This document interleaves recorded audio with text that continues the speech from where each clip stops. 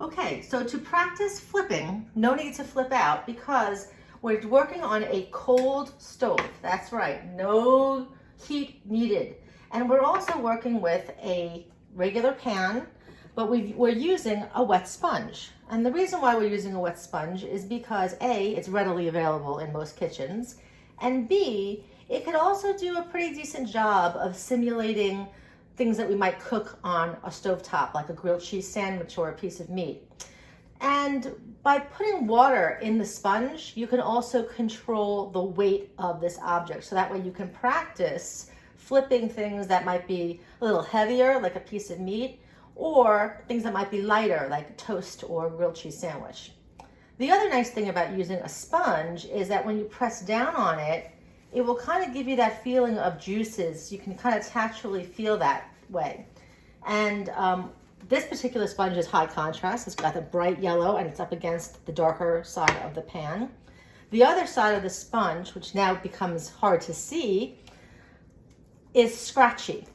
And that scratchy surface can also be kind of a nice way to discuss in your teachings how textures change when things are cooked. So if this was toast or grilled cheese, you would notice you could actually hear the difference. Same thing with a piece of chicken or other piece of meat. So flipping something using a spatula can sometimes be a little tricky in the beginning. But again, there's no right or wrong because we're here on the cold stove, so it's okay. Mostly you want to try and get your spatula underneath the item, the grilled cheese we'll call it, and then kind of move it someplace so it's over to one side, and then you can kind of slip it over and then center it again, always using your spatula as your guide. You can also try using tongs if that's something that might be easier in the beginning. You can use tongs and a spatula. So all these different things are just ways to kind of practice what you're going to be doing, flipping it around.